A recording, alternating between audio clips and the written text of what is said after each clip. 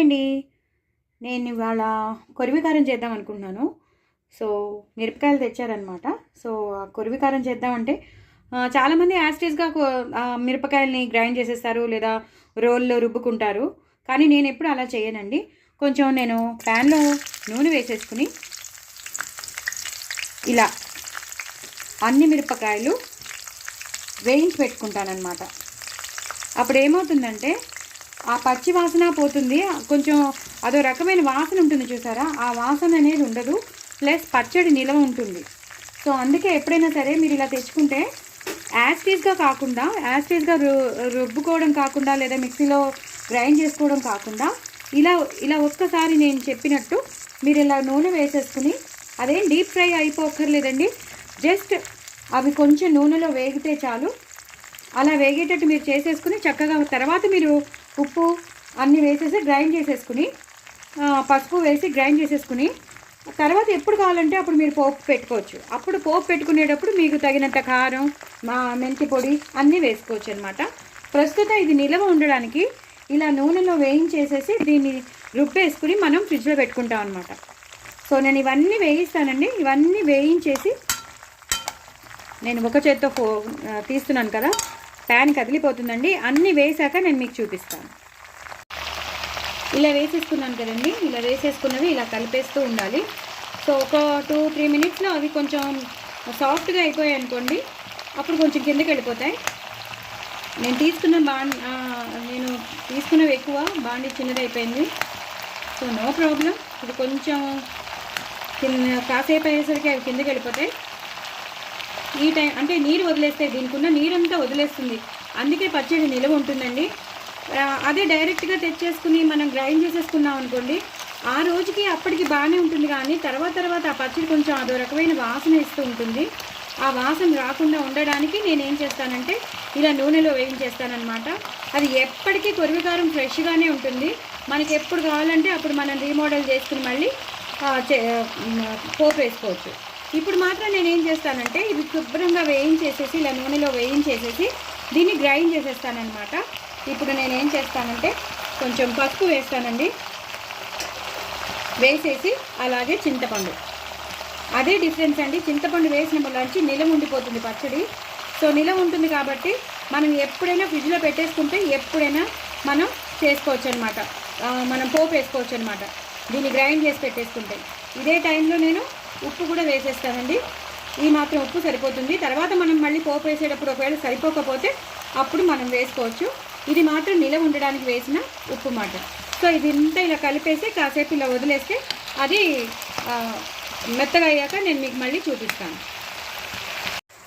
చూసారు కదా, మొత్తం ఈ మిరపకాయలన్నీ బాగా కలర్ మారిపోయాయండి.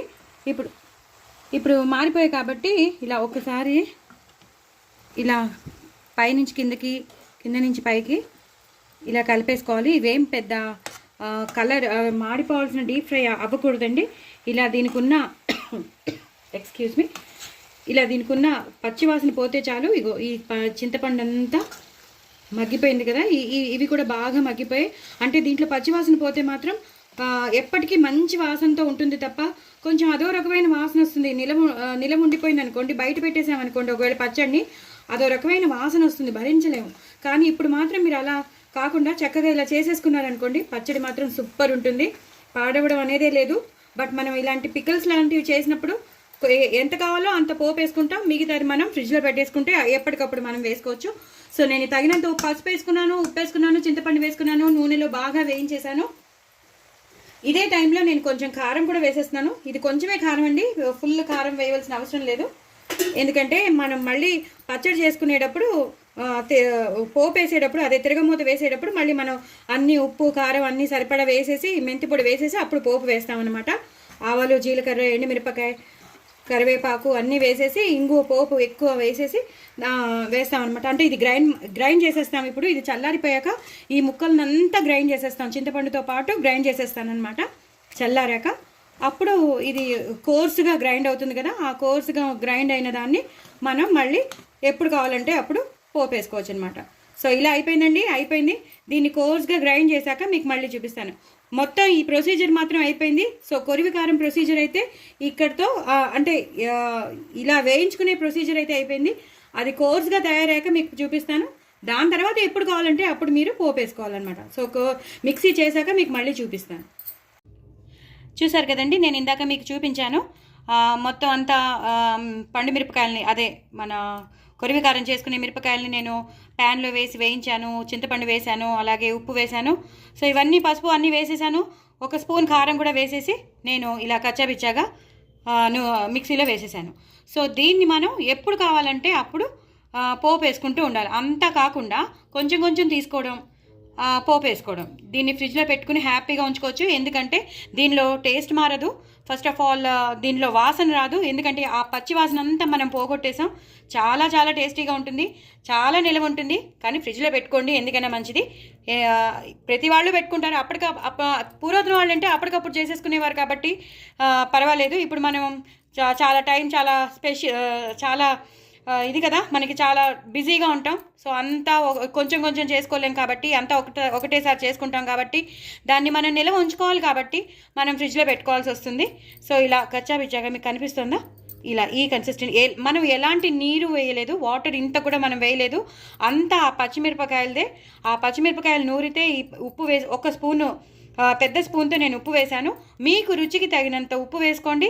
అలాగే పోపు వేసేటప్పుడు, తాలింపు వేసేటప్పుడు 1 స్పూన్ కారం కానీ మీకు కారానికి తగ్గట్టు, ఒకవేళ ఇదే కారం మీకు సరిపోయింది అనుకోండి, వేసుకోవాల్సిన అవసరం లేదు, పోపు వేసేసుకోవడమే. ఆవాలు, జీలకర్ర, ఎండుమిరపకాయలు, ఇంగువ, కరివేపాకు వేసుకోవాల్సిన వాళ్ళు కరివేపాకు, వెల్లుల్లిపాయలు అలాంటివి వేసుకోకూడదు. ఇది చాలా చాలా బాగుంటుందండి.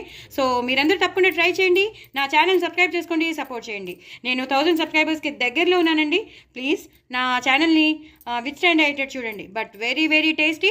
ఇలా నిలవ పచ్చడి చేసుకుని హ్యాపీగా పెట్టుకోవచ్చు. పండు మిరపకాయలు ఇప్పుడు బాగా దొరుకుతాయి మనకి.